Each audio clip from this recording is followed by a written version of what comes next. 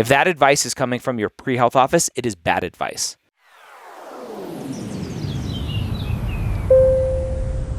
Ask Dr. Gray Premed Q&A brought to you by Blueprint MCAT. How are you doing today? I'm doing great. Thanks so much for having me. Yeah, I'm glad to have you. What can I help you with today? Well, I'm using a committee letter for my university. I'm getting Okay. ready to apply to medical schools this cycle. Okay. And my university's told me, that the letter isn't going to be ready until mid-June. Apparently, this is something that they routinely do. They Yep. routinely don't have the letters ready until after AMCAS opening day. And something else that is new this semester is that we are ending our spring later than normal. So because of the pandemic, they decided not to start our spring semester until February. Okay. So I'm not even going to have my spring transcript until possibly later in June at the earliest. Yep. So I had really busted myself to try and get everything ready to submit as close to opening day as possible. I took my MCAT in January. I'm finished with my personal statement, finished with all my activity descriptions, got all my letters of recommendation in, and then kind of got hit with this assessment. Like, oh my goodness, you mean I'm not going to be able to actually submit until mid-June? Yeah. And I was just wondering, is there any way that I could submit my primary application without the committee letter, without my spring transcripts? Because I'm not exactly sure if that's a possibility or not. Yeah. So, easy answer for one. Your application submission has nothing to do with letters of recommendations. So, you can submit your application, your primary application, without having your committee letter turned in. On the medical school side of things, they are looking for primary, secondary, MCAT score, letters of recommendations typically to determine whether or not your application is complete. For submission of primary application, the committee letter doesn't affect that. So there's no issue there. Mid-June is perfectly fine. It's definitely early enough in terms of the whole process. The spring grades may be a problem. The spring grades are an issue if you need them to show academic capability.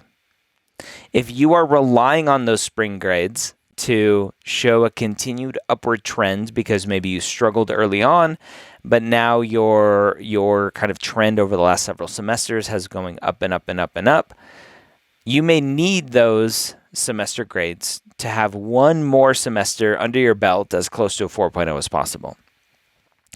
For AMCAS, if you need that, then you'll have to wait. For AAMC and TMD-SAS, what has historically been the process is you need those spring grades to submit your application. They are required by those applications. They may change this cycle because of what's happening with the pandemic, and they may see that a lot of schools have pushed back semesters or quarters, and those grades are going to be a while to come in. Or they may go, you know what, it is what it is, just submit your application a little later. If your grades aren't in until mid-June and you're submitting your application 2 weeks later than the application opens up, you are not hurting yourself. It's completely fine. I don't want you to stress out over a couple weeks. It's not going to hurt your grades. It's not going to hurt your chances of getting into medical school. A couple weeks isn't bad. If the grades weren't coming back until the end of July, then we'll talk. Like that's maybe a little bit unacceptable. But mid-June, end of June, you're going to be completely fine. You've done the hard work. Lean on that, accept that, and just go, you know what? There are some things I can't control. This is one of them. I'm just going to have to submit a little bit later. If you're only applying to AMCAS and you don't need the semester's grades in, submit your application and just put those as kind of future courses that you're taking. So just to reiterate, for AMCAS, would I be able to submit before my spring grades came in? Yes. Okay, I didn't know that. Yes. I talked to my pre-health advisor about possibly submitting early, but she said that medical schools don't like it if you submit without the committee letter or without the spring grades? Is there like some sort of bias? Again, the committee letter has nothing to do with submitting your application. AMCAS, when you submit to AMCAS, the AAMC isn't waiting to make sure that you have all of your letters of recommendation in before they verify your application, before they review your application. Medical schools, once they get your primary application, will then send a secondary application to you. You fill out the secondary application, you write those extra essays, you submit that to the school, and then they'll go, okay, do you have your primary turned in? Yes, obviously. Do you have your secondary turned in? Yes, we got that. Do we have your MCAT score? Yes, we do. Do we have the letters that you have told AMCAS that you are giving to us, whether that's a committee letter or 3 individual letters or 5 individual letters, whatever it is that you put in AMCAS? Do we have that? If we don't have that, not a problem. We'll just wait for that. And medical schools don't care if you have it in or not. Do not wait for that committee letter to submit your application if that's the only thing you're waiting for. If that advice is coming from your pre-health office, it is bad advice. Submit your application before you have your letters if that's the only thing you're waiting on. In terms of grades, again, I think it's a per student answer. For AMCAS specifically, AAMC and TMDSAS, I'm pretty sure that it is required to have your spring grades in, assuming you're still in school. It is required to have those spring grade transcripts and those courses finalized in the application service and added onto the transcripts for verification purposes. For AMCAS, I'm pretty sure those aren't required. They are needed for students who need to overcome poor GPAs. But if you have a 4.0 GPA and this next spring semester is just going to be another 4.0, I don't need those grades. You're already a great student. Does that make sense? So, yeah, it does. Unfortunately, I'm not a 4.0 GPA student, but I'm like maybe close to a 3.65 cumulative right now. Okay. Would you suggest waiting if I'm not taking that many courses this semester, but would you suggest How waiting many if credits? you're I believe it's 15.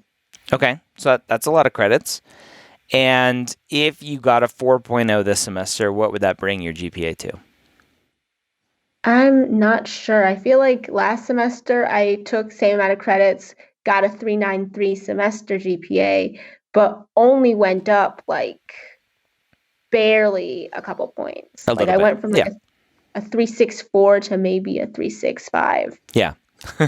Thanks, So, math. Yeah. Not very much at all. Yeah. And that's common, especially when you're later on in your academic career and you just have a lot of credits under your belt, right? That's just the way math works, unfortunately. So the question will come down, and this is just some self-reflection that you have to do. If your grades are 2.0, 2.0, 4.0, 4.0, then yeah, we're going to want that last semester in to show that continued improvement. If your grades are 3.6 across the board, then another 3.6 probably isn't going to help you.